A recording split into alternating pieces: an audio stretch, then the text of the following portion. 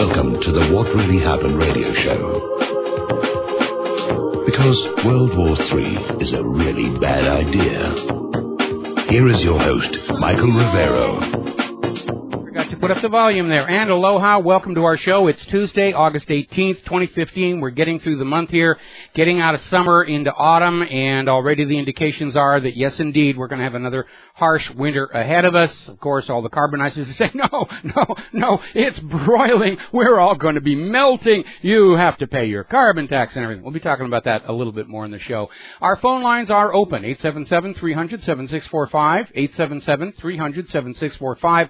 Tom is sitting in our control room, twiddling the dials, keeping us out of trouble, and ready to answer the phone when you call on in. So, moving on to the news here, I'm going to start once again with Russia and Ukraine. This is not getting a lot of reporting in the American corporate media, but I think it's really important. I think World War III is on the verge of starting for real there in eastern Ukraine. We're getting these reports from all over the place. The Kiev regime is continuing to just bomb and shell civilians. They're not even trying to hit military targets. They're just punishing the eastern Ukrainian republics for daring to refuse to live under foreign puppet rule. And there are now allegations that the OSCE, which was supposed to be there to monitor violations of the Minsk Agreement, have basically vanished. They're nowhere to be found. So, of course, Kiev basically has a license to go on out and commit crimes against eastern Ukraine. There's reportedly the use of white phosphorus supplied by the United States. And the use of white phosphorus as an incendiary weapon is banned under international law. Now, Ukraine is concentrating their heavy artillery and aircraft in the Donbass region. And apparently, we're like 7,000 shells, artillery-deployed mines, and it is a very intense bombardment. And Ukraine's installed president is saying that the goal is to isolate Donbass from the rest of the country. Just cut it off, starve it into submission. The militia is blaming Kiev for shelling Mariupol, and it's just completely out of control there. Down in Yemen, we're seeing basically the same thing. Civilians are bearing the brunt of the airstrikes in Yemen. They're not going after rebels. They're not going after ISIS. They're just punishing the people of Yemen for daring to kick out their U.S. puppet ruler. That's what's going on in all of these. All right, we're going to take ourselves a phone call here. Jim in New Jersey. Aloha. Welcome to the show. What's on your mind? Hey, Mike. Just want to say thanks for all the work so far. I've been listening for a few months, and Monday through Friday too. So it's just great to have you on the air. Thank you. Just quickly, I had a question about what's going on in China. I heard that whole, I think it was called like Tianjin, that whole explosion that happened was actually us kind of retaliating for some sort of move that the Chinese had made economically. So I was just we've been seeing this escalating economic war. China is insisting their major stock market hit a month ago was engineered. They named George Soros as being behind it.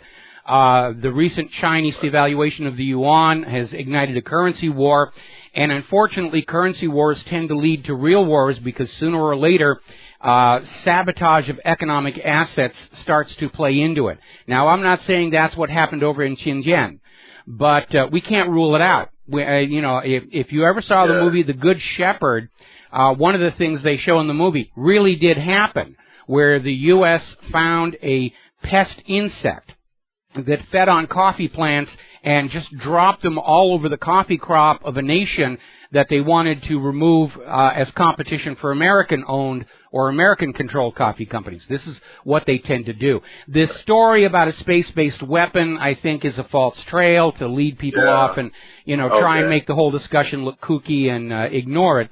But we especially when we look at the timing of the shipyard in China blowing up, the gas pipeline near Moscow blowing up. These are the kind of things that are done.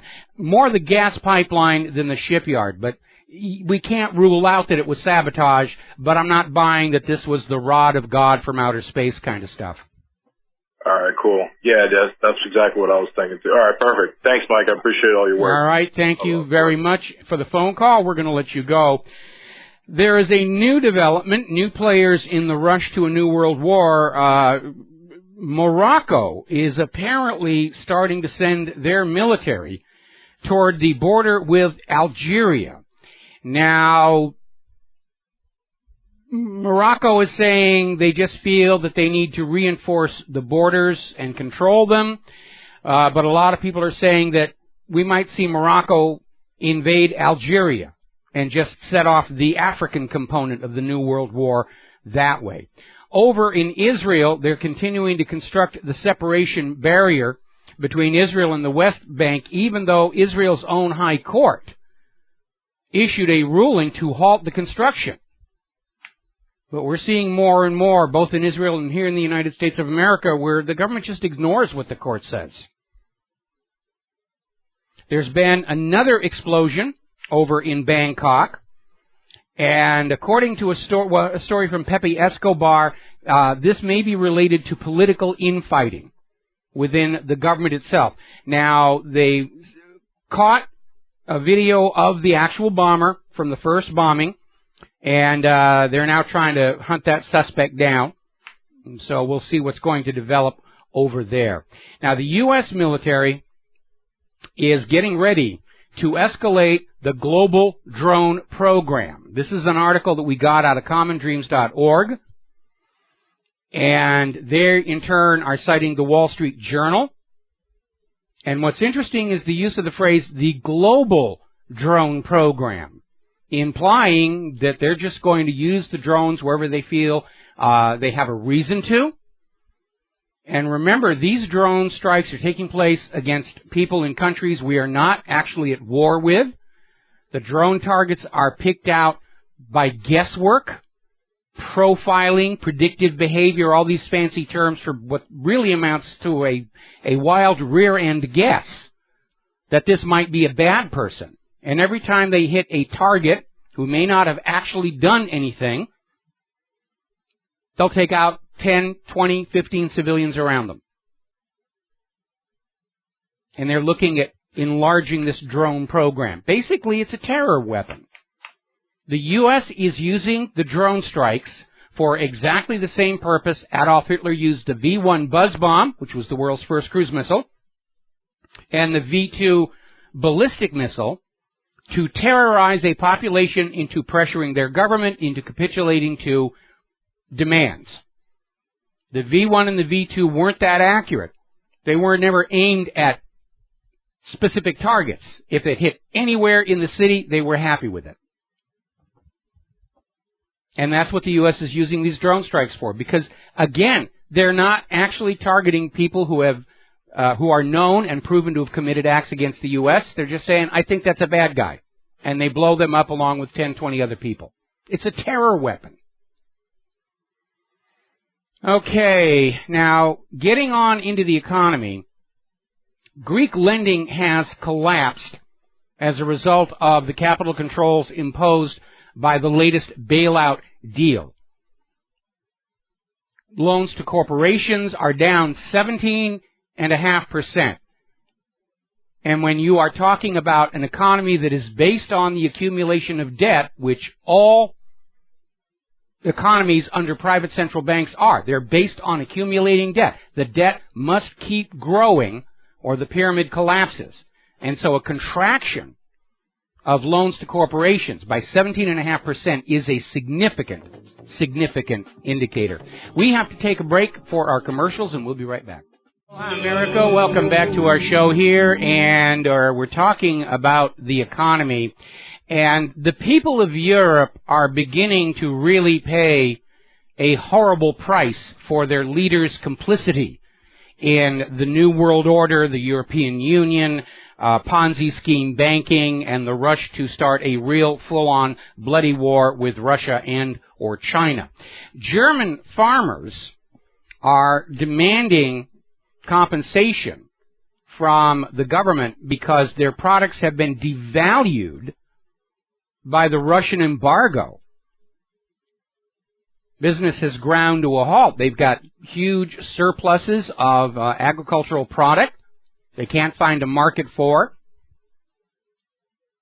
Over in France, the economy there is in serious, serious trouble and has trended worse during Hollande's term in office. And they had that dust up over the Mistrals. France is going to have to pay Russia 2 billion euros penalty for violating the contract. And France put 1 billion euros into building the ships. And now, with the Russian equipment removed from them, they're basically just big barges. Nobody wants them. France lost a contract worth 48 billion euro on delivering 26 fighter aircraft to India. India canceled the contract, went to Russia. France has destroyed its own credibility. It won't keep its contracts for military weapons if the U.S. says don't do that. And the people of France are getting very, very upset. I imagine they're dusting off some of those guillotines over there. We're going to grab ourselves a phone call. Helen in Georgia, aloha, welcome to the show. What's on your mind? Oh, aloha. I thought when you mentioned the comment about the Chinese currency crashing, and I remembered Mike Savage saying George Soros several years ago almost broke the British pound when he went over there and got somehow invested. So I felt the same way. I thought I had seen on the internet maybe, 2 or 3 years ago where the Rothschilds were getting involved with China and investing over there and getting involved with their currency. Maybe you know a little more of the detail of it than I, but immediately when I heard that their currency was crashing, I thought, oh, this is probably because of the Rothschilds getting involved with the currency. Well, the Rothschilds are involved all over the world. In fact, as of right now, there are only, I think, 3 countries left that are not enslaved to Rothschild-style private central banks. But in the case of China, what's going on here is the United States needs to discredit the yuan and the ruble in the eyes of the world in order to stop this flight of nations away from the U.S. dollar. The U.S. can't revive trust and value in the dollar. All they can do is sabotage the competing currencies to make them look like they're worse. And that appears to have been the motive behind the takedown of China's stock market. Then China has responded by basically starting to devalue the yuan in order to shift export business their way. It's not really going to work because China's chief export market is here in the United States of America, and we don't have money to go down to those big box stores and buy stuff, no matter how cheap it is. It's going to continue to escalate. We're in a race to the bottom in terms of all these currencies. And when the currency war starts to fall apart, you start seeing the impetus to say, well, let's just go on to a full-on bloody war and we'll settle all the bookkeeping that way. Oh, what a tangled web we weave. Yes, indeed. When first we practice to deceive. Well, thank you, Mike. I love your show, and just thought I'd call in. I'm glad to get your answer on that. Well, thank you very much for the phone call, and we're going to let you go here and get on back to the economic news. And there's a very revealing story that was over an Investment Watch blog. The U.S. dollar is backed by the largest debt the world has ever known. Now, the Treasury is trying to insist that the official U.S. government debt is still just below the legal debt limit set by Congress. But it's been saying that for close to 4 months now. And nobody's buying that anymore. There's the issue of the unfunded liabilities. This article is saying that if past Social Security taxes counted as borrowing from the American people, then the federal debt held by the public is $38 trillion, which is 211% of the U.S. gross domestic product. But lurking behind that are all the unfunded liabilities and all the off-the-book debt that was incurred keeping Wall Street propped up from 2008 to the present. And estimates of that debt exposure run anywhere from $90 trillion to over $250 trillion. See, that's the problem with private central banking. By design, debt grows faster than the available money supply until the debt becomes bigger than the entire worth of the entire planet. It's all make-believe. It's all make-believe. And it only works as long as you believe this is the way the world is supposed to be. As long as you believe that all money in circulation has to be borrowed at interest from a bank rather than issued interest-free by your government. We all need to be private central banking heretics and stop believing in this nonsense, because it is destroying the world. And inevitably, it leads to these world wars. It's a three-step process. Get the public into debt to the point where they won't borrow anymore, then force the government to continue borrowing to keep the Ponzi going until the government can't borrow anymore, then start a war which forces everybody to go on borrowing even more than they did before. Prior to the establishment of the Federal Reserve, there was no such thing as a world war. We're hovering on the edge of number 3 right now. And it's all driven by debt. Because when a nation can no longer pay off its own debt, it goes out and starts to conquer other nations to seize their wealth to give to the bankers. That's what's going on here. Another article coming out of My Budget 360, get used to the idea that you will never retire. GAO report is confirming what we already know. Half of Americans 55 and older have no retirement savings at all. It's not there. And Social Security is starting to go broke because Clinton borrowed all that cash surplus for the baby boomers and spent it as general revenues and said, it's the economy, stupid. I had a federal budget surplus. And he got it by embezzling the retirement money of the American worker. So the new U.S. government policy is we're going to work you until you drop, and then we get to take what's left of Social Security and buy bombs with it. We'll be right back. And aloha, America. Welcome back to our show here. Now, getting on back to the economic news, right now, U.S. auto debt has surged past $1 trillion, with a T, dollars. Because nobody has cash with which to buy cars. And if you've been looking at the auto commercials on TV, the prices are amazing. Especially leasing deals. They're really very good. There's a huge surplus of cars out there. People just don't have the money. But they're being forced to buy cars because of planned obsolescence. Cars are designed and engineered to fail after so many years, which lines up exactly with the length of an auto loan. As soon as that auto loan is paid off, the car is designed to start falling apart. It's 5 years for the low-end models, 8 years for the high-end models. The business plan there is there'll be a primary owner for 5 years who will then trade the car in, and it'll be sold as a used car, previously owned, whatever the euphemism is, for an additional 3 years. In this economy, people would like to hold on to their cars as long as they can. In fact, right now, the average age of a car on the streets of the United States of America is 11.5 years. We need some of those Cuban mechanics to come up here now that we've dropped the embargo, because those guys are experts at keeping cars going for decades and decades and decades. So people's cars are self-destructing. They have to get a car. They don't have any money. They have to go further into debt to get a new car. And now we've got a huge auto debt bubble building on the horizon, $1 trillion here. Now, retail is not doing very well. We are hearing all these horrible numbers, and this far into summer, they can't blame it on the harsh winter. Remember when the first quarter numbers came in, the post-Christmas numbers, and they said, oh, it was really bad. But, it was that cold winter, and people just stayed at home and they didn't spend their money, which is kind of nonsense, because during unusually cold weather, people tend to buy boots, gloves, parkas, spend more on wood for the fireplace or just electricity and gas for heating the home. But that was what they blamed it on. Now we've had summer and retail numbers are horrible.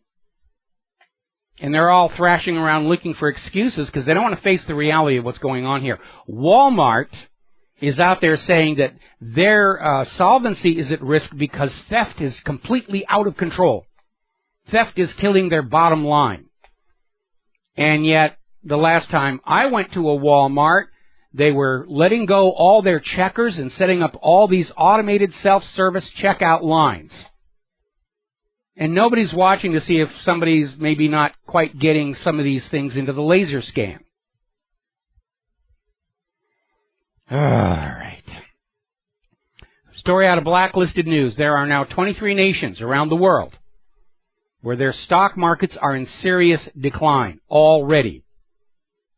And the U.S. is one of them, where they didn't have their happy ending today. Down by a little bit, not much, but it's very telling. It's very telling. Even with all the plunge protection team going in there to buy up stocks as soon as they're being dumped by other people, the market's in decline. And it's still overvalued, unfortunately. Our current stock market is more overvalued than it was in 1929. Red warning sign. We're seeing all these articles where economic experts are saying it's not going to last past September. It's going to really start coming apart past September, and that's why the government is eager to get a shooting war going with anybody. We don't care. Russia, China, Mongolia, Australia, Canada. Let's get Canadian Bacon out here again. We need a war. And if you've never seen that movie, Canadian Bacon, Michael Moore produced it. It is fabulous. It's funny, it's entertaining, and it does illustrate that the U.S. government gets into wars to prop up its own economy. And they'll make a war with anybody, even if they don't deserve it. Alan Alda just does an amazing job on this thing. John Candy's in it. It's a funny movie. Venezuela's currency is now so worthless, people are using it as napkins. Probably other things as well. It's currently trading on the black market for 677 bolivars to a single U.S. dollar. That means a 2 bolivar note is worth 1/3 of 1 U.S. cent. And so, yeah, if you need a piece of scrap paper for a napkin or for anything else, it's the cheapest paper you're going to find. And that's all it ever is, ink and paper. When currencies are not tied to a physical commodity, the bankers and governments can just play with its value all over the place. And inevitably, the value goes down because you're not supposed to have wealth. The bankers are supposed to have all the wealth. That's what they pray to their imaginary playmate in the sky every night. Oh, please continue to prove that I am beloved of God by giving me all the wealth. When Claire and I took a tour of Wall Street, when we were in New York for the 10th anniversary of 9/11, we're walking around Wall Street. There were two things that leapt out at me. All of the defensive systems built into the streets and sidewalk to just pop up the instant somebody pushes a button, and all the churches they've got there, so that all these traders, after spending all day long defrauding people out of money, they can go to church, throw a few coins in the plate, and be forgiven. You are absolved of your sins of the day. Oh, okay, I get to go home and sleep well. Now, a story just popped up. It's part economic. It's part going back to the military. The U.S. is now planning to provide $20 million in defense assistance to Georgia. Not the state, the nation. And everybody's wondering, well, it's not that much money, but why are they doing that? Well, to provoke Vladimir Putin. They're desperate to get Putin to do something with which they can blame the coming world war on him. And that includes the shelling and bombing of innocent civilians in the Eastern Ukrainian Republic. They're trying to find something that they can do that doesn't look all that important and is not being reported in the American corporate media, so that when Putin does something, they can say, aha, Putin is the aggressor. He's the bad guy. He's the new Hitler. He's the new Stalin. We have to go in and have a war with him. Because if the economy implodes and they don't have a war to blame it on, we, the American people, are going to point that finger of blame where it richly deserves to go. Wall Street, aided by a complicit Washington, D.C. So let's get on to the Clinton email server scandal. This is the gift that keeps on giving and giving and giving. At last count, they're still going through all these emails. They have identified 305 documents containing classified information. Now, Hillary is mounting the defense. Her campaign is mounting the defense that for whatever reason, when these emails arrived at her server, none of them were stamped classified. Now, this is nonsense because the vast majority of the information flowing through the State Department is classified. And as Secretary of State, Hillary should have known that. The primary suspicion here is that the classification tags were stripped from the emails in order to bolster Hillary's claim that she didn't have classified information. But it isn't the tags that make the email classified. It's what's inside there. And these are the ones that slipped through the sanitization. Now, we have been talking about Hillary's ISP, this Platte River Networks, out of Colorado. She had to go all the way to Colorado from New York to get somebody to run her private email server. A lot of head scratching on that one. The selection of this company, where one of the executives is already alleged to have been involved in this massive fraud Ponzi scheme, is a violation of a presidential directive signed by her own husband, requiring all outside providers to be vetted by the DSS. And it gets better than that. We'll be right back. And aloha, America. Welcome back to the show. We're talking about Hillary Clinton's email server, and the story just gets better and better and better. Now, to recap, Hillary hired this company, Platte River Networks, out in Colorado. All the way from New York to Colorado she went to get this company to run her email server. This company was not vetted by the DSS, which under a presidential executive order signed by President Bill Clinton, it has to pass muster. DSS is responsible for evaluating all outside companies providing this kind of information services that might be passing classified information. And basically, it checks the security of the facility itself, the security of their communication infrastructure, and it runs a background check on the staff who are going to be exposed to the security information. Nobody in the government is allowed to employ any outside information services that the DSS has not cleared. Now, this company, Platte River Networks, it would never have passed DSS muster. One of their executives has been implicated in this massive fraud Ponzi scheme at his previous company. And Platte River Networks is currently being sued for having been acquiring classified government telephone numbers, and in one case, actually interfering with the phone lines. Shut them down by accident, causing all kinds of chaos all over Washington, D.C., and they're being sued for that. And here's where it gets really interesting. This came out today. This company, Platte River Networks in Colorado, is this little tiny shop operating out of a loft apartment,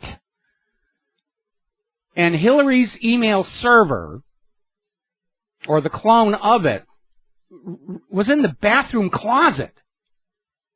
This is not a secure facility by any stretch of the imagination. Now, the outfit is a strong supporter of the Democratic Party.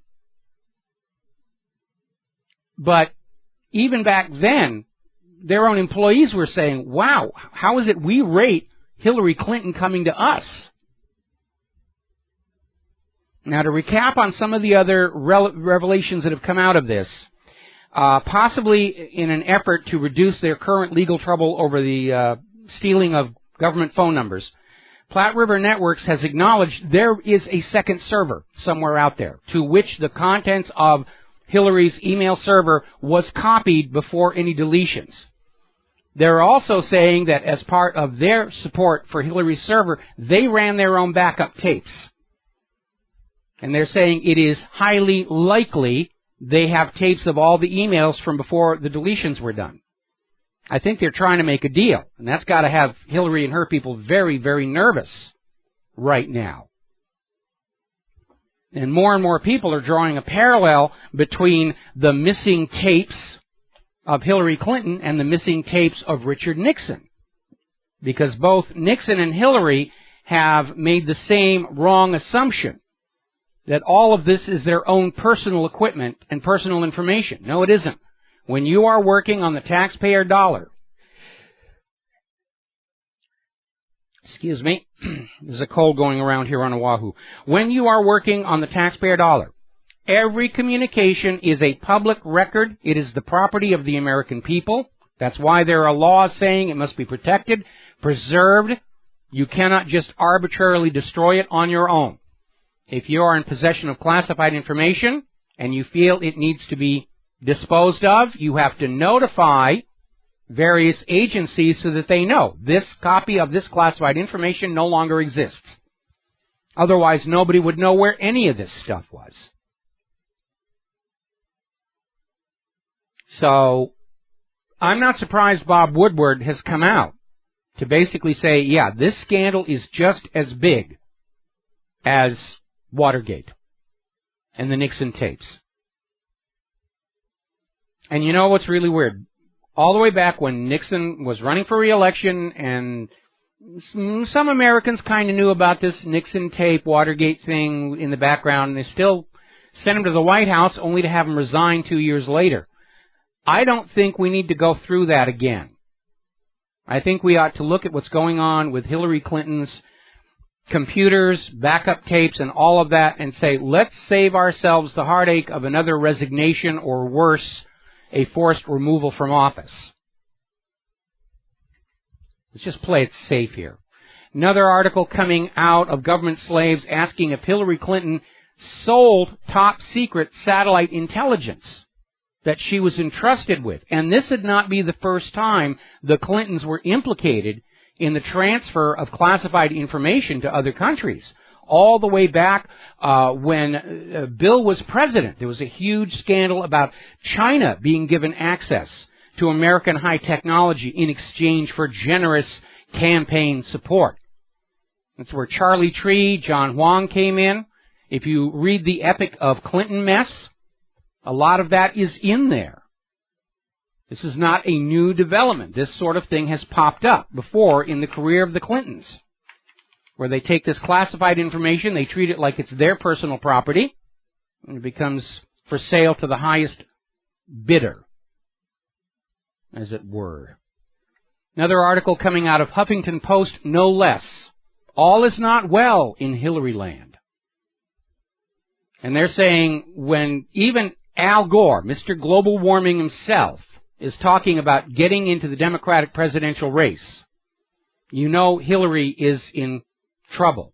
Now, up until now, she's been the presumed Democratic nominee next year because she's polling 36%, which, when her only opponent so far is Bernie Sanders, and nobody else has officially stepped into the Democratic race yet, 36% does not impress me one tiny bit. And her numbers are going down, and Bernie's are coming up, and when some other alternatives do formally step in, like Biden and Elizabeth Warren, they're now talking about having her be the first woman president. Hillary's numbers are definitely going to go down. Now, as a bit of a joke, and it's labeled humor and satire, we put up a poll at WhatReallyHappened.com. If the 2016 race came down to these candidates, who would you vote for? Not too surprisingly, Donald Trump won the poll at 42%. My wife actually came in second with 29%. Let's see. Godzilla got 7% of the vote. Bigfoot, 10%. Hitler got even 11%. Hillary got just 1%. 4 votes total out of almost 500. I'm rather proud of my wife. And yes, I voted for her too. So, what, tell you. Now, there's an interesting article that came out of Reason.com. Hillary Clinton, too important to make an example of. And there is a category of people in the United States who are called the untouchables. And that is a designation for people who cannot be prosecuted or arrested because they know too many secrets. Exposure of their crimes would expose too many other crimes. They're firmly entrenched in the corruption, and even their worst enemies are going to be working to keep the lid on what's going on. But politics is perception, and the public is out there saying there's something going on. Even MSNBC has started to comment on Hillary's campaign's refusal to talk about this, other than to keep repeating, oh, the voters don't care, the voters don't care, the voters don't care. Now, it is certain that the Clintons will never be prosecuted for what they have done. I think that was illustrated down in Florida last week when a Clinton-appointed judge threw out Larry Klayman's RICO lawsuit against the Clinton Foundation. Just did it. And the judge had been under criticism for hearing the case because he was appointed by Bill Clinton and a known Clinton friend. And he sat up there and said, how dare you insult my impartiality, and get the lawsuit out of there. So it's a waste of time to talk about throwing Hillary in prison. I'd love to see it. It's not going to happen. They've got the goods on everybody important in this country. What we need to focus on is getting her out of the Democratic race as quickly as possible. We got to take a break for the news, and we'll be right back. Aloha, America. Welcome back to our show. And along with the current scandals, we need to recall that there is a long history of scandal and corruption surrounding the Clintons going back 20 years. Even more than that. 21 years ago is when I got sucked into this. And what basically triggered my career as a blogger, peace activist, talk show host, and coincidentally, well, it wasn't a coincidence, ended my career in Hollywood, was the death of White House Deputy Counsel Vincent Foster. Now, Larry Nichols, I got an email from him. He's doing better. We're going to reschedule the interview we were going to have on our show. He did one for Alex Jones yesterday. And he's basically bringing this back. And we need to look at it. And certainly for me, it's the closing of a circle, as it were. Because the evidence that this is a murder made to look like a suicide is overwhelming. And I did a flashback to my page, The Death of Vince Foster. That's basically the oldest page in the entire website. And we need to look at that. We need to look at the motives for it. Now, Vince Foster was one of Bill Clinton's top 4 fundraisers during his first campaign for the White House. All 4 of those fundraisers met strange deaths within 6 months of Bill Clinton taking office. Some of his associates back in Arkansas were saying, well, the Clintons are cleaning house. Because once you get into positions of power, you start getting rid of all those who might be an embarrassment. And nothing new there. Hitler did exactly the same thing, the night of the long knives. When he achieved power in Germany, the first thing he did was kill off all of his brown shirts, out of fear that they might expose the dirty tricks by which Hitler had gained power. So, to recap on Vince Foster, first of all, we have to start with a couple of things. Normal legal procedure in the United States is when a body is found, homicide is the first assumption. Suicide must be proven because there are a great many homicides that are made to look like suicides. That is a reality in forensic pathology. And the case that Vince Foster committed suicide was weak. Now, the gun found near the body was wiped clean of any fingerprints. Very obviously, Foster himself could not have done that after using it. The owner of the gun was never identified. The FBI tried to fake the evidence to say it was Vince Foster's gun. And that was where things really got interesting in my life, because the gun found with the body on that photograph is dark blued steel, almost black. In all the police evidence records about the gun, it's dark blued steel, almost black. When the FBI interviewed Lisa Foster, his widow, they wrote in their own FD 302 form that Lisa Foster identified the silver-colored gun as one that Vince Foster had inherited from his father. And these are the FBI agents writing this down. This is not Lisa Foster not knowing anything about color or guns writing it down. This is the FBI agents identifying it as a silver-colored gun. And yes, Vince Foster did inherit a nickel-plated revolver from his father. And here's where it gets really interesting, because as soon as the report of Vince Foster's body being found was reached, some of Clinton's associates went over to the Foster house to try and find his gun. Well, if the gun is with the body in Fort Marcy Park, why are you looking for a gun at his house? Obviously, to find a real gun that really did belong to Vince Foster and plant it with the body. But by the time they got it, the photos had already been taken of the dark metal gun, and they were stuck with that. And there's a lot of other indications going on. The FBI claimed that DNA recovered from the gun was not inconsistent with it being Vince Foster.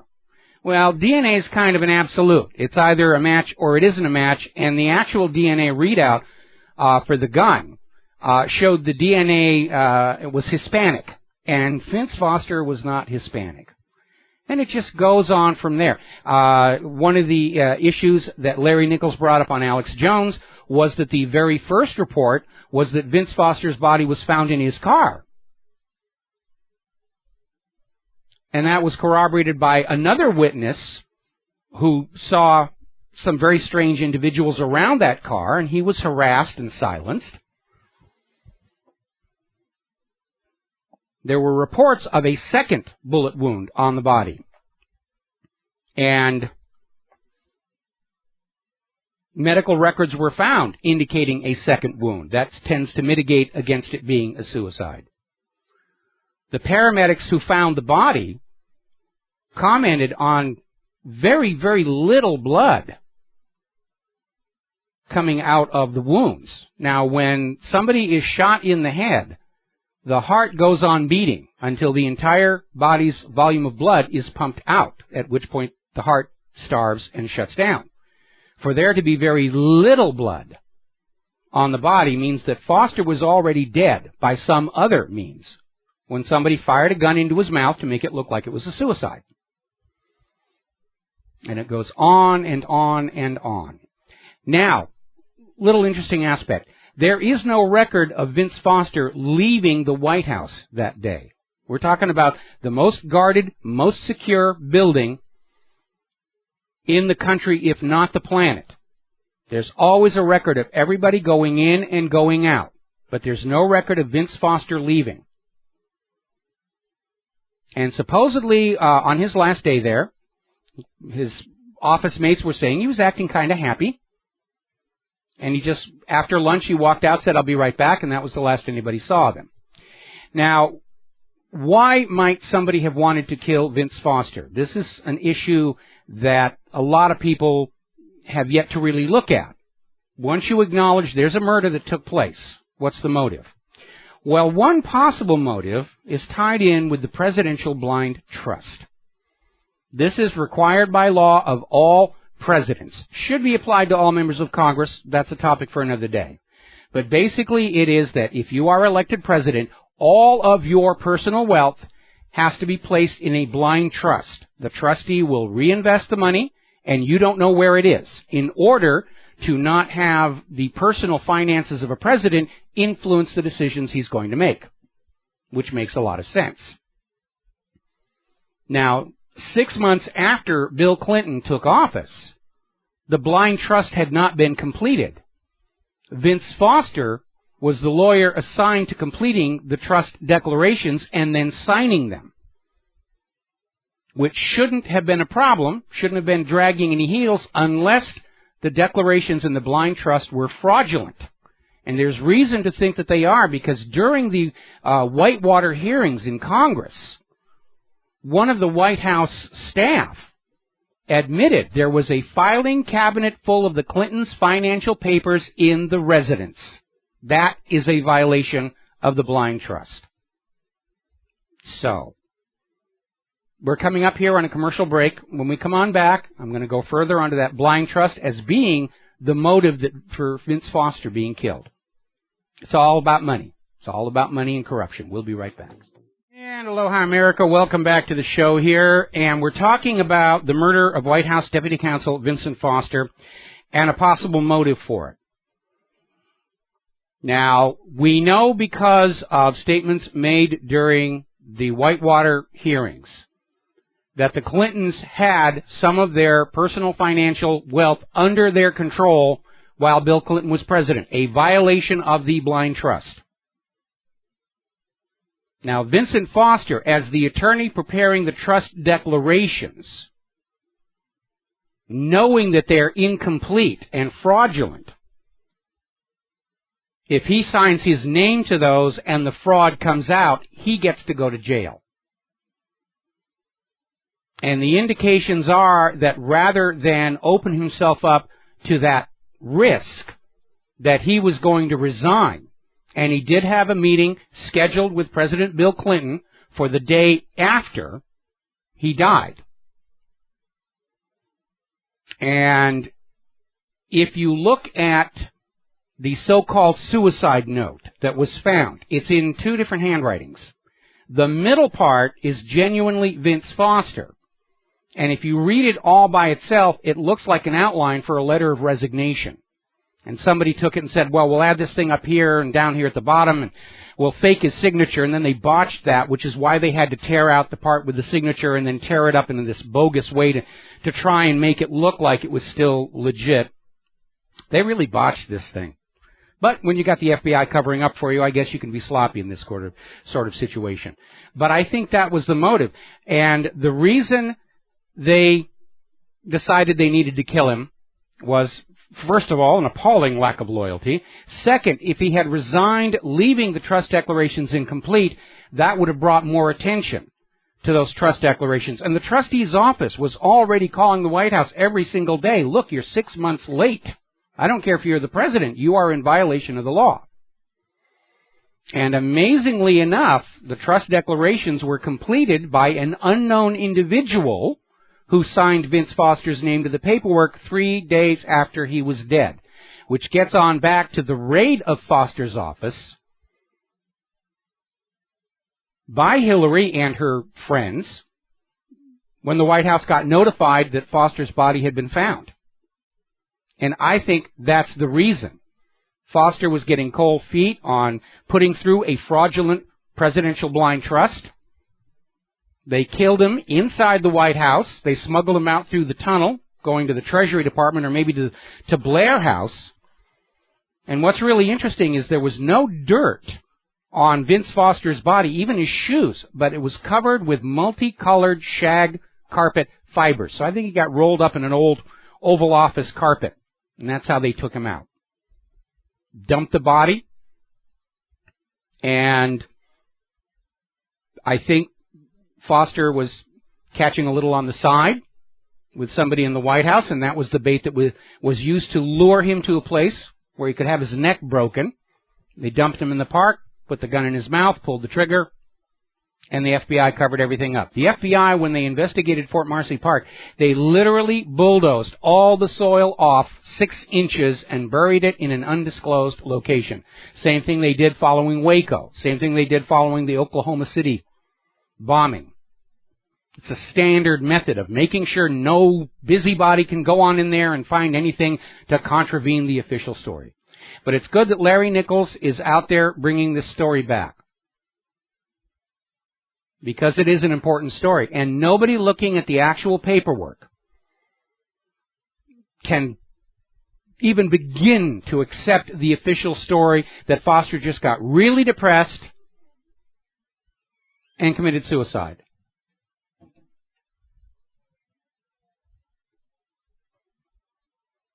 People who commit suicide are people who feel they have no choices, that they're trapped in whatever situation they're in. Foster had a choice. He was going to resign. He'd been talking about it to some of his friends and associates. And yeah, we're going to bring this story back, along with all the others. Cattle futures trade, travel office firings, Charlie Tree, John Wong, all of that. And, of course, the Clinton body count. Because there are a lot of people who died under strange circumstances, people who had the inside information on what was going on. Mary Mahoney, the White House intern. John F. Kennedy died in a plane crash just as soon as he announced he was going to run for the same Senate seat Hillary Clinton wanted. Admiral Jeremy Burda, Bill Colby. The list goes on. And a lot of their bodyguards disappeared. In fact, some of them got shot by their own people taking part in the Waco raid. They were transferred off the protective detail, put into another agency, and conveniently gotten rid of. And all these fundraisers. Remember the Clinton campaign, there was all this money coming in that listed the donor's address as the address of the Democratic National Committee, meaning there was no trace where it came from. Let's see. C. Victor Reiser II, National Finance Co-Chairman. His son, Montgomery Reiser. Paul Tully, Ed Willey. And Ed Willey was suicided, supposedly shooting himself with a shotgun, which is kind of a little hard to do, how long it is. On the exact same day, Bill Clinton was groping and fondling his wife in the Oval Office. Lots of witnesses. And some of these deaths were really strange. One guy supposedly died of drowned with an overdose of mouthwash at the dentist's office. And there was a lot of small plane accidents going on there. Well, Ron Brown, of course. There were the Henry Ives deaths, the train deaths, trying to keep the lid on that government-sanctioned cocaine and gun running going out of Mena, Arkansas. There's a lot of stuff back there. And again, politics is perception. With that much smoke, there's obviously fire.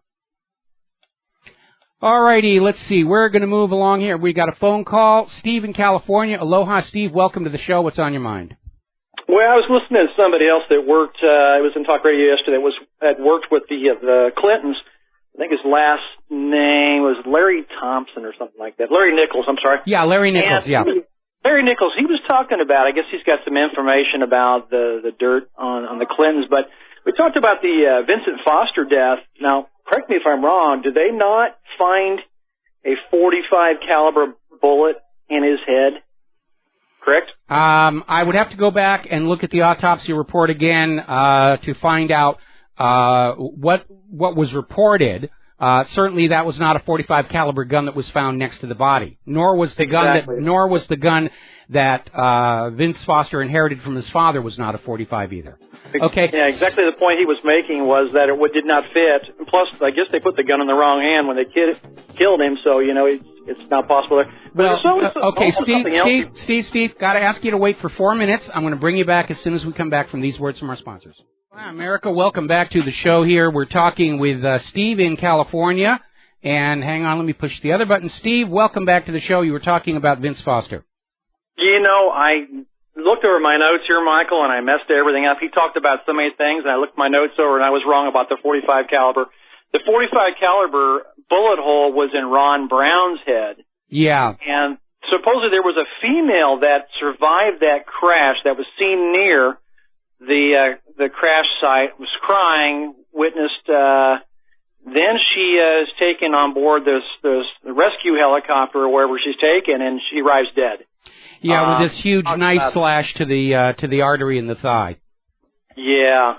She bled her out, basically. So there is so much corruption. I mean, there's no doubt about it. They were sitting on something. They had information that could be harming, and they were taken out. It's quite obvious to me. Looking back at, and I did a web search during the commercial break. A lot of this stuff is starting to come on back. In fact, I'm tracking down this article. Apparently, Ambrose Evans Pritchard managed to find one of the photos that does show there was a second gun wound on Vince Foster's neck. And that was a point of contention where all the witnesses at the scene said it was there, and the official autopsy said, no, you're being completely ridiculous. It's not there. And the photos were basically withheld. And Alan Favish, who used to be a lawyer at Judicial Watch, actually filed a Freedom of Information Act lawsuit to recover those pictures in the public interest. And it went all the way to the United States Supreme Court, which basically said, well, you know, dead people have a right to privacy, and privacy is one of the exemptions to the Freedom of Information Act, and so the pictures were never released. But I'm tracking down this story by Ambrose Evans-Pritchard, which says that he's gotten hold of one of them. And there was another set of photos that supposedly were thrown in the trash as being too badly exposed, but that turned out to also not be the case. I mean, it just goes on and on and on. We found an autopsy report that confirms the neck wound. And so, you know, all this stuff that's going on here. What I think may have happened, Vince Foster was killed by breaking his neck.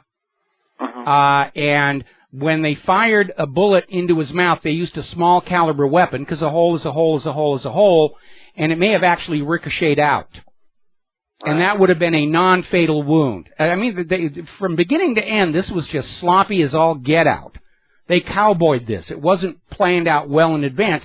But when you've got the FBI that's going to go on out there and cover up for their imperial majesties, you know, and careers got ruined, including mine. People got threatened. Witnesses died. I mean, it is an ugly, ugly story. And I don't think that Hillary has changed her stripes very much between then and now. And by the way, Hillary and Vince Foster were lovers, confirmed over and over and over again. You know, Bill is not the only wild child in that marriage. You know, I guess they basically had an open marriage, and there are couples who do that. Yeah. But, you know. Hey, Michael, when it comes down to the email server from Hillary, I really don't see anything happening on this. I mean, if they washed the hard drive and cleaned up everything and they can't retrieve it, which is hard to do. I mean, you can do it, but my guess, this is going to go nowhere. I mean, they're touting this as another Watergate, but to be honest with you, I don't see a thing happening to this woman. No. Other than she'll never become president. Yeah, and that's fine enough for me, okay? The Clintons will never be prosecuted for what they've done, because exposure of what they have done would discredit the entire government. Even their worst enemies are working to keep a lid on all of this stuff. And I'm not going to waste time trying to say she should be prosecuted and thrown in jail. I mean, yes, she should. Okay. But, yeah, I want her out of the race for the White House. We've had enough of the Clintons. We've had enough of the Bushes. You know, it's time for some fresh blood in government, you know, to pull us away from all this organized crime and all of this obeisance to Israel. I agree with you 100%. Thanks, Michael. All right, thanks an awful lot. We're going to switch over here to Dustin in New Jersey. Aloha. Welcome to the show. What's on your mind? Hi, Mike. Yeah, could this be the battle of the oligarchs? You know, everybody's going to release the other's dirty laundry. Oh, I would love to see that happen. I would love to see that happen. You know, one of the positive things about putting out the dead bodies list and Vince Foster and Ron Brown and Mary Mahoney and all these other people is it's going to put a damper on any wet work in the immediate future. And I said before, the one thing that could save Hillary from this email disaster is for one of her close associates to get really depressed and commit suicide and leave a convenient note behind saying it was all my fault. I'm the one who took the classified information and stripped off the headers, and Hillary is innocent. And then Hillary gets to cry crocodile tears. Oh, all of this partisan, vast right-wing conspiracy drove my good friend to suicide. And, you know, just milk it for all that it's worth. Try and ride the sympathy into the White House. You know what's amazing? How people pay to listen to these people, like, tell them absolutely nothing of interest. Well, you know, that's not what they're paying for. They're lured by the star power. Oh, I want to have my picture taken with the Clintons. I mean, that's why this Jorge Cabrera, this cocaine smuggler, donated $25,000 to the Clinton campaign. Not because he really cared that much about him, but he got invited up to the White House and had his picture taken with Hillary Clinton in front of the White House Christmas tree. And that's something people driven by ego, they want to put it up on the wall. See, I'm an important person. I'm hanging out with the first family. And, you know, that's what these people are shelling out the money for, so that they could say, I got to meet the candidate back before they were the president or after they were the president or whatever. These politicians, when they achieve that degree of notoriety, they sell themselves just as shamelessly as any fading movie star sells themselves to TV commercials. And Mike, I wanted to switch gears real quick to talk about the explosion in China. I just want to tell people to stop throwing out all this stuff about it was a kinetic weapon. There was a fire in that spot. If people go back and look for hours, yeah, there was a lot of firemen. I mean, people need to stop just throwing out it was a nuke that went off or this or that. I mean, come on, people. Well, the propagandists are out there. They realize they're losing the war for the minds of America. People do not trust the government. They do not trust the corporate media. And because they can't make themselves more trustworthy overnight, all they can do is try and make the independent media look kooky by dumping stuff on there about fake Apollo moon landings and chemtrails and no plane at the Pentagon and all the rest of this poison the well tactics. But those tactics only work if the population doesn't know what's going on. They don't know they're being propagandized. They don't know what tactics there are. We have a much more sophisticated American people right now which recognize these tactics in use, and that means they're no longer effective. Hey, Mike, all those shipping containers that were knocked around, you think that stopped the blast from going further? Well, yeah, anything that gets in the way of a blast wave is going to attenuate it and weaken it, certainly. But, people just need to go. Pennsylvania in 1928 had a big chemical explosion at Etna. There's a chemical plant, and Texas has a couple. I mean, people just need to... the Texas City, the cargo ship full of ammonium nitrate fertilizer went up. Huge devastation. I seem to remember during Prohibition, there was an entire city block in New York that blew up because somebody had a still inside one of the buildings there. The alcohol vapor leaked out, reached the flash point, and the whole thing went up. Yeah, just people need to think and do some research before they start throwing out some wild accusations. Well, the people throwing out the wild accusation, that's what they're paid to do. So they're, telling them to do the research isn't going to change them. But telling everybody else to do the research allows them to start realizing when they're looking at a plant. And it is no secret that the U.S. government is the best customer of public relations firms whose stock in trade is planting people on the net to try and control a discussion or at least junk it up if it's not going the way the client wants it to go. That's, public relations is lying to the American people, and right now it's one of the few industries in the United States that is showing explosive growth. We got to take a break for commercials. We'll be back with more phone calls after these words from our sponsors. Aloha, America. Welcome back to a show, and I've often joked that politicians lie about everything, even when they don't really need to. And they do it because if they ever told the truth, we might learn how to tell the difference. And I remember when Bill Clinton was out there talking about how, since becoming the president, he'd given up junk food and he was eating healthy, and then he comes out here to Oahu and we catch him coming out of the McDonald's over in Kailua. It's no point. It's just lie automatically, because that way you present a consistent image to the public, and they don't learn to tell the difference between when you're lying and tell the truth, because you never tell the truth.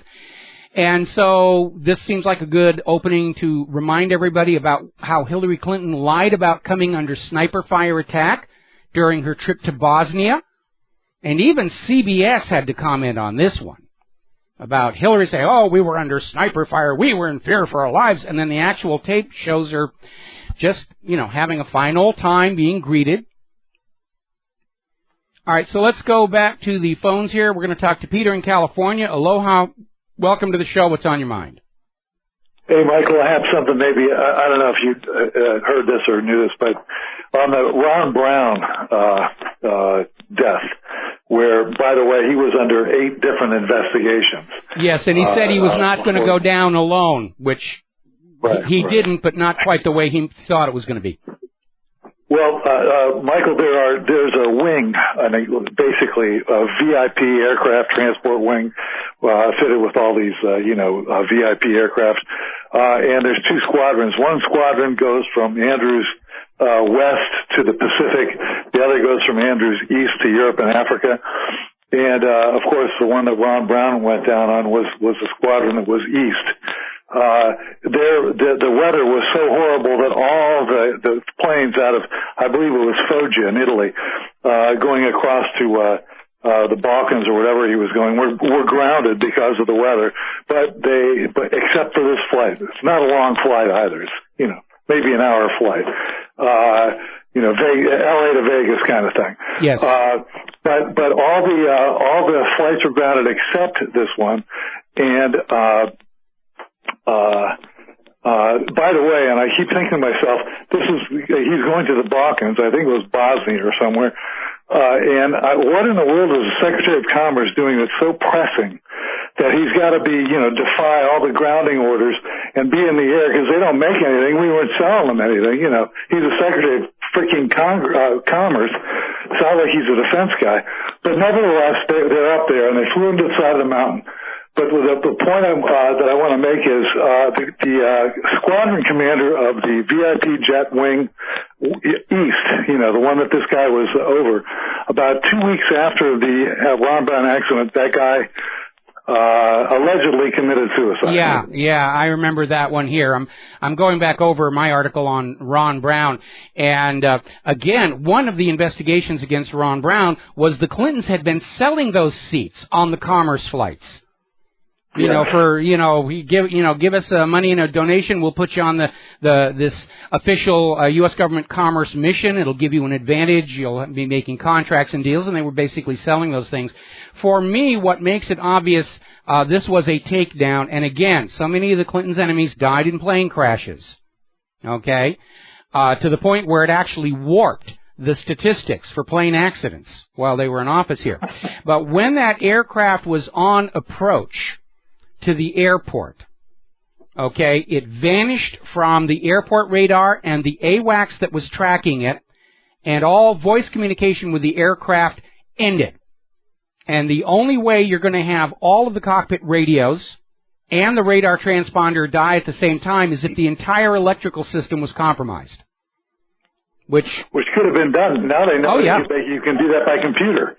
Well, no, back then you do it like by planting some thermite, in that little cable trunk that goes down the middle of the aircraft, because the aircraft at the same time just began to veer off course like it had lost control. So that gives us a third indication of something gone wrong on the planet. The cables to the control surfaces had been cut. And, again, put some thermite in that little conduit that runs down the center of the aircraft right under the passenger floor. And that's where all that stuff goes. And if that melts, you lose your electrical system, you lose your flight controls, and it's all over. You're just riding it down to the crash point.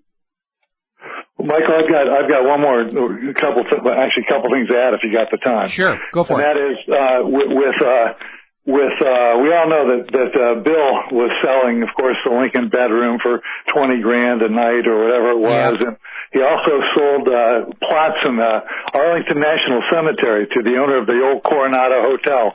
Yeah, that was tacky. Remember, they made him dig the guy up and actually shipped him back to California, his body. But so he does that kind of thing. He was selling seats on those planes. I always thought with the Ron Brown thing, especially, Ron Brown was under investigation for selling gaming the commercial recognition of Vietnam, which remember? I remember that. And also, it would also, that whole thing with all those Chinese bribery guys, he would have been a focal point for that as well. Yes, he absolutely would have. And you remember that video that came out from Ron Brown's funeral where Bill Clinton's walking out and everybody's laughing and joking, and then he sees the news cameras and he puts his head down and he puts on his frowny face? Yes, I remember that very well. Yeah, the guy is just they are totally dangerous, and they need to be kept as far away from any kind of power as frankly, they should be put to sleep like mad dogs. Well, I think the best way to punish a person who gets rich through criminality is to make them poor. But again, nothing's ever going to happen to the Clintons. All we can do is keep them out of the White House. And the same thing for Jeb Bush, because the White House is not an inherited office to be swapped back and forth between two ruling dynastic families.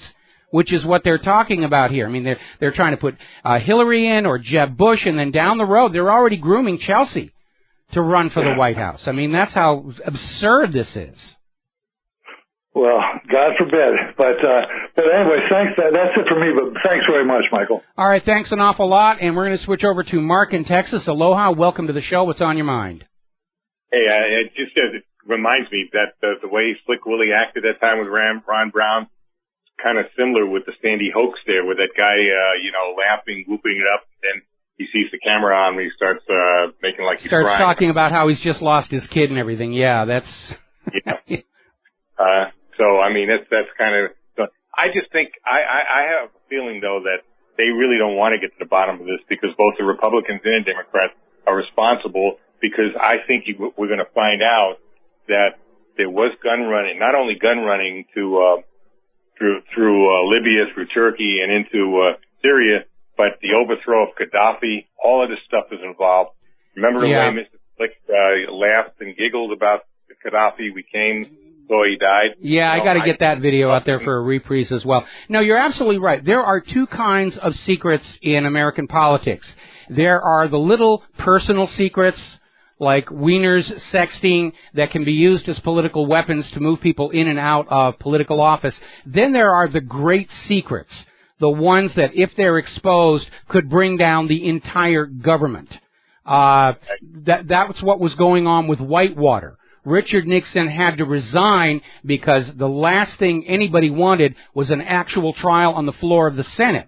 Because somebody, sooner or later, was going to ask, with Richard Nixon's re-election, a study in foregone conclusions at that point, why did they break into the Democratic National Committee offices there? And the answer to that question would have brought down the entire government.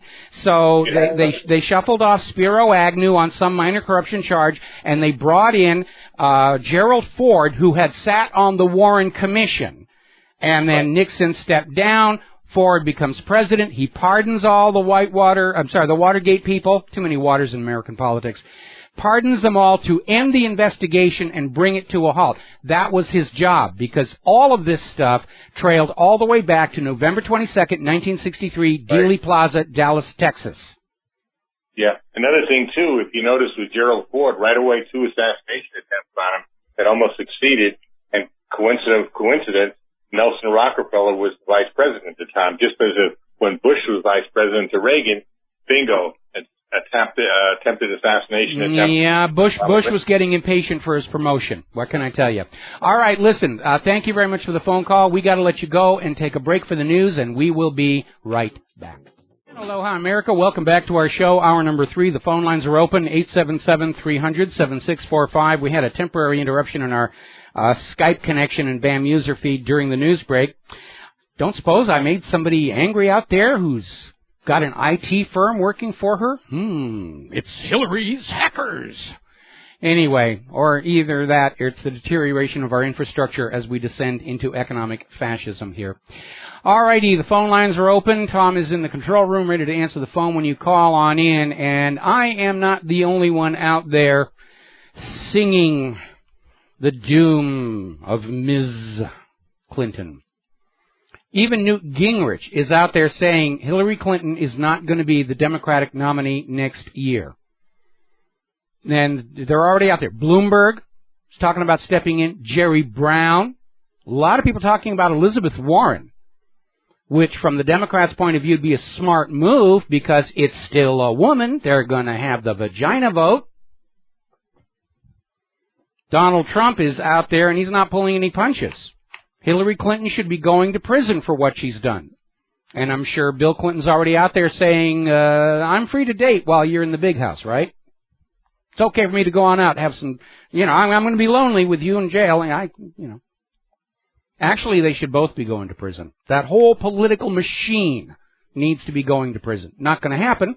They got the goods on everybody, but I will derive a huge amount of satisfaction getting Hillary out of the race this next year. That's my goal. Because the Oval Office is not an hereditary rulership to be passed back and forth between two dynastic ruling families. That's not what the United States is about. Now, getting on back to Donald Trump, even MSNBC is saying Trump could pull this off. He could win the White House. And that, of course, is sending shockwaves through the entrenched political establishment. He's not one of us. He does not owe his soul to big money corporations or Israel. In fact, Trump has come on out and said, yeah, he's turning down large campaign donations because he doesn't want to be owned by the lobbyists. Standing in stark contrast to Jeb Bush, who's already being turned into a sock puppet by all the money. Those people who are out there saying, oh, he's just there running interference for Hillary Clinton. Not with his ego. If he thinks he can actually win, too bad, Hillary. I want that Oval Office. The Trump House. I can already see the signs going up over 1600 Pennsylvania Avenue. The Trump House. That'll be funny. Now, Donald Trump is out there with his new immigration policy. And he's specifically going after Mark Zuckerberg over immigration because Zuckerberg and Facebook and high-tech in general are one of the worst abusers of the H-1B visas, where they're going to these other countries to get young people who are properly educated to deal with high-tech, and they bring them to the U.S., give them an H-1B visa, and they put them to work. Because they can't find anybody coming out of Common Core who knows anything at all about getting any of this technology to work. And so Trump is saying, you know, we need to start telling companies, if you want to bring in a foreign H-1B visa worker, there'll be a fee on it to financially incentivize hiring and educating domestic American talent. And we need to turn our education system back into an education system. Get out of this politically correct indoctrination that it's all been turned into. Now, Mark Rubio is out there saying, ignore Trump. His immigration plan has no chance passing Congress. We will stop him dead in his tracks. So, we have a new task in front of us. Along with getting out all the Israel firsters next year, if Trump is going to win the White House, he needs a whole new Congress. And I think it's time to take Mark Rubio at his word that they are not going to cooperate with the new incoming president. So let's get a whole new Congress in there. Let's get out the broom. A clean sweep of Washington, D.C. We don't send any of the incumbents back in. We get all fresh blood in there. The ones who are not in the pockets of the lobbyists, or Israel, or Wall Street, or the big pharmaceutical or GMO companies. Now, Ben Carson is out there thrashing around, trying to get some attention and ink, and apparently pandering to the Israel lobby, was out there screaming about President Obama is anti-Semitic. He wrote an article, Ben Carson wrote an article in the Jerusalem Post, in which he said, Obama is an anti-Semite. And Carson was being interviewed on Fox News and was asked to defend his remarks. And from the way he was flopping around, Carson doesn't really understand what the word anti-Semite means. And he was trying to bluff his way through, sounding very much like Caribou Barbie when she was trying to deal with her questions when she was running as the VP candidate.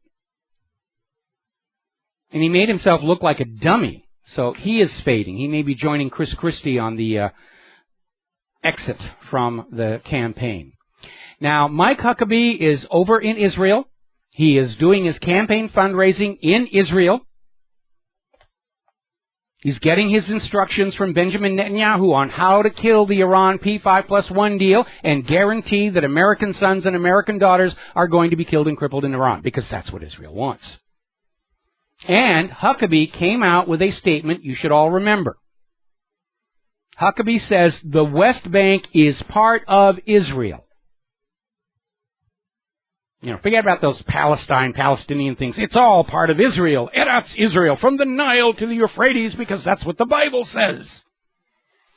So Huckabee is clearly another whore for Israel, and it will get him lots of money, and it will get him lots of positive support from the American corporate media. But I think we've all had it up to here with Whores for Israel, Friends of Israel, dual loyalist. And we know that that's a joke. Nobody's a dual loyalist. They always pick one over the other. No government can serve two masters. And a government that serves Israel cannot, does not, and will not serve the American people. A friend of Israel is no friend of America. And we need to vote all these people out next year. We can clean out the entire House of Representatives. We can just scrape it right out, put all new people in there. And we can replace 1/3 of the Senate. And I think we need to think about doing that. America needs leaders who will put America first, second, and third. Now then, as you know, all during this whole hoax about the Boston bombing and the aftermath, when Dzhokhar Tsarnaev survived the attempt to make him conveniently dead, which led to the trial, we were commenting on how his lawyer was clearly there to railroad him into prison. I mean, his defense lawyer went into court and said, yeah, he did it. Let's not waste our time. He did it. And they shipped him off to prison. Even though there is evidence that would have, if shown to a jury, produced a reasonable doubt. And we're talking about the FBI's own evidence they were supplying to the prosecution. And the defense got it under discovery and did not use it. This is a kangaroo court from top to bottom. Well, apparently this is not over yet, because Paul Craig Roberts has stepped into this and is one of the voices supporting a new trial for Dzhokhar Tsarnaev on the basis of lawyer misconduct. His defense attorney didn't defend him. His defense attorney went in and said he did it. And it goes, all right, we got to take a break for commercials. More about Tsarnaev when we come back. Hello, hi, America. Welcome back to our show. We're talking about new developments in the case of Dzhokhar Tsarnaev, who apparently the perpetrators of the Boston bombing hoax were hoping that he was going to be conveniently killed along with his brother that night. That would tie it all up. They're dead, can't say anything. Official story is secured, and we all move forward. But Dzhokhar Tsarnaev survived the attempted slashing of his throat, and they had to put him on a kangaroo court trial, which was obvious to everybody when his court-supplied defense attorney walks in and tells the jury he did it. On that basis alone, he's deserving of a new trial. And there are people saying, yes, he needs a new trial, and it needs to be outside Boston. And Paul Craig Roberts has waded in on this, saying that the defense did have evidence that would have created a reasonable doubt that the Tsarnaevs had anything at all to do with the bombing, and the defense refused to use it. On that misconduct alone, the conviction should be voided, and he should be getting a new trial. We can expect the government to try and drag their feet somehow, or worse, Dzhokhar Tsarnaev will die in some kind of prison accident or fight. But it all goes back to the photos we've been showing you during the case. And by the way, we finally got hold of a photo of the second bomb remains. It, too, had been in a black backpack. Dzhokhar's backpack was very light gray. The other Tsarnaev brother, mid-gray. There were people at the location of the bombing wearing black backpacks. One of them very clearly identical to the one in the first bomb. It's got this little white patch on the top, very recognizable. And all these people were wearing khaki pants and black jackets. When they were standing together, it looked like they were in uniform. And we have a photo of this one guy from this unit leaving the scene of the bombing, and he no longer has his backpack.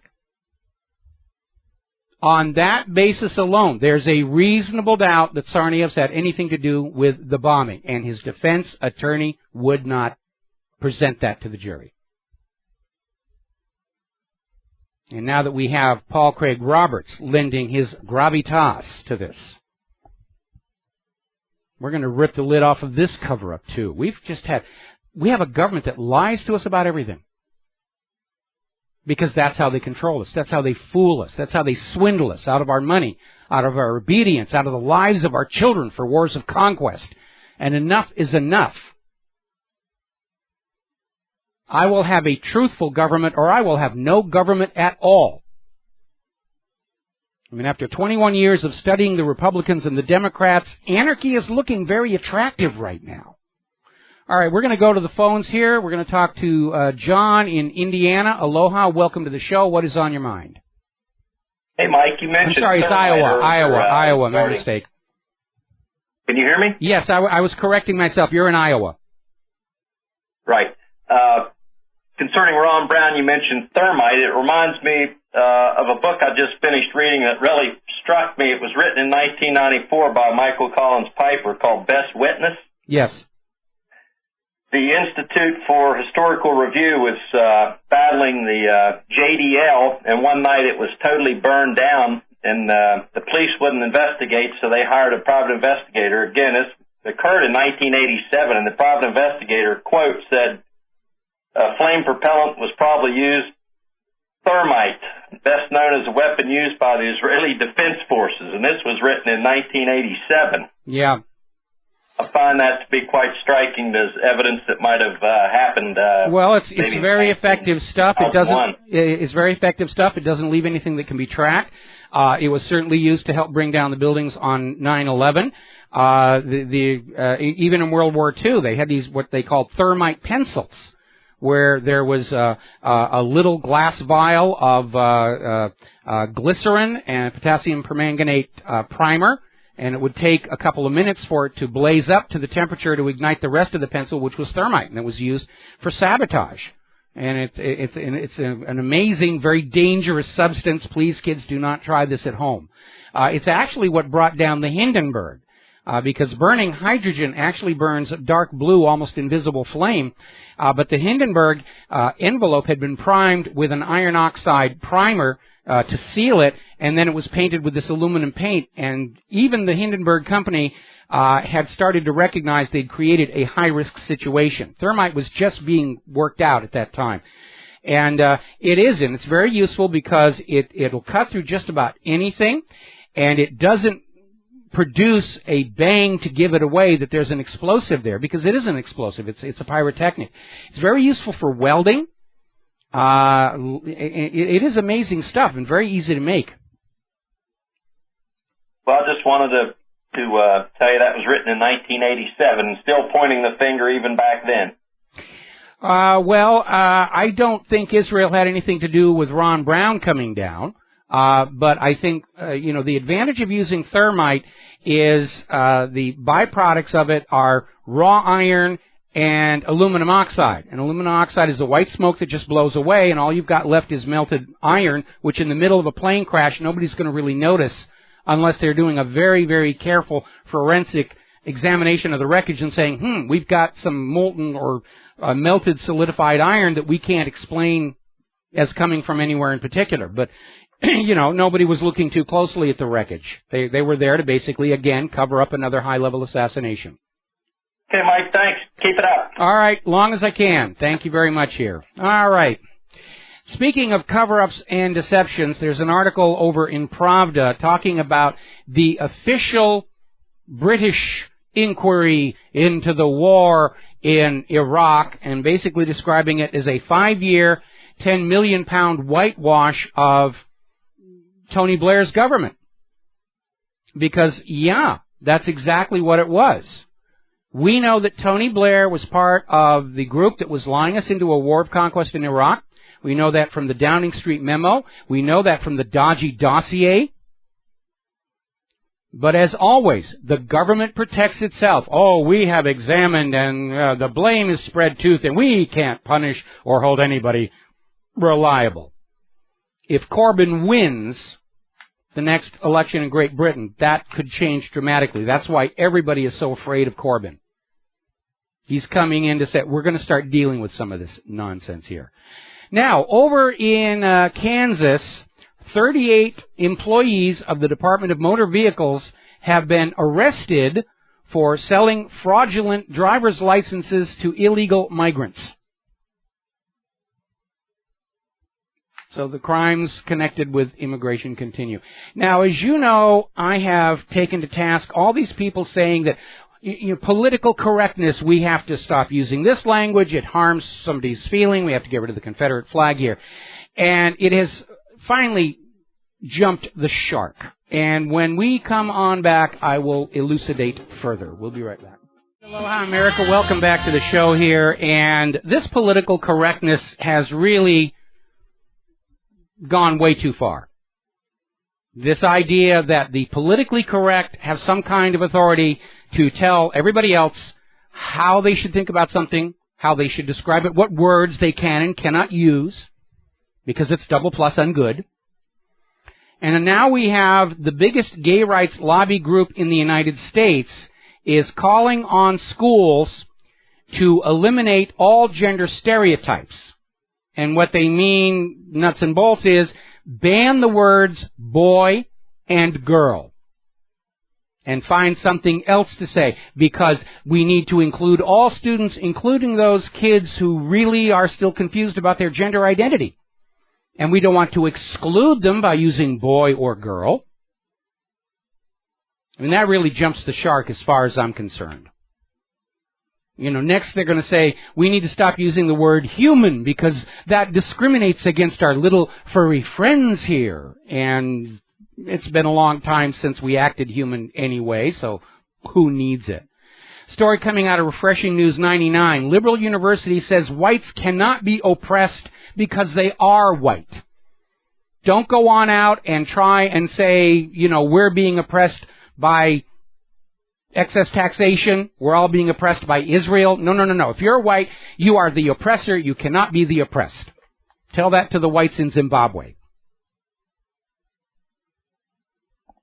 And I think one of the reasons Donald Trump is attracting the support he is because he came out and said, I don't have time to waste on political correctness. And neither does the United States. George Orwell wrote about political correctness in 1984. It was called Newspeak. We're going to change the language, change the words people are using. Because if we take away the words for undesirable thoughts, they cannot think them any longer. Now, we're going to take a phone call here. Sherry in Missouri. Aloha. Welcome to the show. What's on your mind? Hi, Michael. Well, I want to go back to the Boston bombing and the defense attorney, in quotes.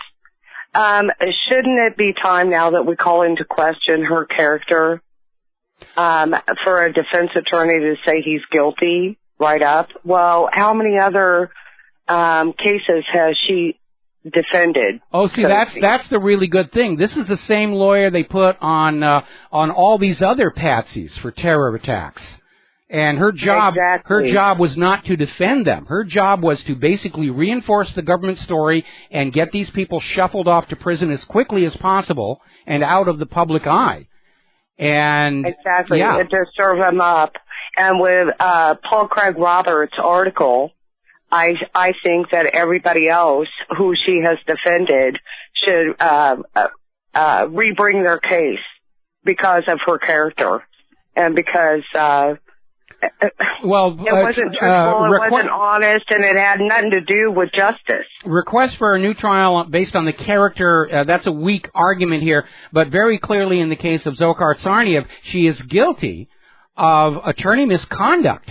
She did not make and that is a legitimate reason to seek a new trial, and that is what all these friend of the court briefs are pouring on in, saying Dzhokhar deserves a new trial because the attorney clearly was not trying to defend him, and the attorney had access to exculpatory information that would have been grounds for a reasonable doubt in the mind of the jury, and she didn't use it. I could have gotten Dzhokhar Tsarnaev off, and I'm not even an attorney. Fair enough, but what I say is that, well, if maybe she was just more slick back in the day, and so I think that anybody that she has defended calls into question their defense. Yeah, I would agree. If they succeed in making the case of attorney misconduct in the case of Dzhokhar Tsarnaev. Everybody else she's railroaded into prison has grounds to appeal for a new trial. Right, and you know what? It's truth, honesty, justice, the American way. Now, those are all lethal diseases in the current U.S. government. True, but Americans haven't forgotten that. Well, they sort of got lured away from it, and we're trying to basically lure them back. Where, you know, truth... Well, there's a few of us. Yeah. Okay? And it only took 10% to win the Revolutionary War. So we don't need 100%. With 30%. The American Revolution had the support of 30% of the population, and let's not shortchange France for coming on in and basically making it impossible for Britain to continue to support what was going on. If it hadn't been for the ongoing war between Britain and France's assistance, Lafayette, we'd still be a British colony. Well, that may be true, but all I'm saying is it doesn't take all of us, and so we don't have to convince all of us. No, we don't, but we convinced a majority, and we've already accomplished that. That's why they're in a panic. They're trying to figure out some way they can shut down the Internet or take control of it. In fact, the U.S. government just announced they're going to hold on to control of the Internet another year. As you know, all these other nations, especially since the revelation of the NSA spying, they're trying to have the Internet managed as an international resource, and the U.S. is saying, no, it's mine, get away from me, it's all mine. And they're going to do that for another year. Right. Well, the American people must just stand up and just not quit speaking about this. And it may be in quiet little, calm little portions of America, but we still can. Yeah, well, we have to speak out. I mean, I think one of the reasons that the government actually wanted us to find out about the NSA spying is they thought it was going to scare us into silence, because Nazi Germany did the same thing against the people of their country. They put out this public image that the Gestapo was everywhere. They heard everything. They saw everything. They could practically read your mind. And, of course, they didn't have the manpower to do that. And it did scare the German people into just going along and following the Nazis off the edge of a cliff. But it's not really working today, and especially in the age of the independent media. Yeah, I mean, the revelations about the NSA have angered us. We're totally ticked off. You're right. That is not the American spirit. No, it isn't. And the American spirit is still there, and we cannot forget about that. And we still have to trudge on. Yeah, well, we are, but I muck and mud. You know, the tide is turning here. I mean, the fact that we've been able to drive this story about the email server onto the corporate media, they were ready to just let it go away, okay, because they're all friends with the Clintons. But right now, the independent media is setting the news agenda, because the corporate media can't afford to be seen not covering things that are all over the net, because then it becomes obvious that they're rather useless and pointless, and, you know, they already have a problem with everybody cutting their cable TV subscriptions. All right, so, Sherry, I'm going to let you go. Thank you very much for the phone call. And we're coming up on our last commercial break of the day. Little story coming out of The Guardian. The military is ignoring Barack Obama's order to release Shakar Amar from Guantanamo, raising the question, who's really in charge of the U.S. right now? And that is definitely something that Obama is going to have to respond to, I think, at some point. When we come on back, some more stuff about the VA. If you are a veteran and you're wondering why nobody's listening to you, just found out what may be going on. We'll be right back. Aloha, America. Welcome back to the show. Now, if you are a veteran of the many U.S. military misadventures around the globe, and you suffered harm, as so many did, and you are trying to deal with the Veterans Administration or Department of Veterans Affairs, and you seem like you're being ignored, turns out you are. And there's a very good reason. The VA's Office of the Inspector General ran an unannounced inspection of the Los Angeles office of the VA. and confirmed allegations that the staff there is just dropping mail in the shredder. And not just any mail, the disability compensation claims. They just shred them. And the OIG is saying they don't know how much this has been going on. But they found lots of these claims from veterans for compensation for their war injuries just being sent to the shredder. Because the U.S. government's running out of money. They got to cut corners someplace, so let's stiff the veterans. They're all in wheelchairs. It's not like they can come and cause us trouble. It's just like when the U.S. government had to default on somebody, they defaulted on the American worker in Social Security.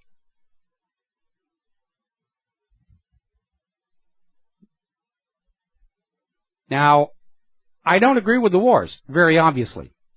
But, as a nation, we have a moral obligation to take care of everybody who put on the uniform of the United States military and took the oath to do what they were told. And even though they were told to do bad things, these are the honorable people who put that uniform on. And we do owe them a debt. We owe them that they be taken care of. That's a promise the U.S. government made and is not keeping. They're breaking it. They're shredding the forms, the application. They send you paper, fill it out, and then they get it back and they put it in the shredder. It's all a big hoax. Ha ha ha ha ha. We'll just stall them until they all die off and then we don't have to pay any more money.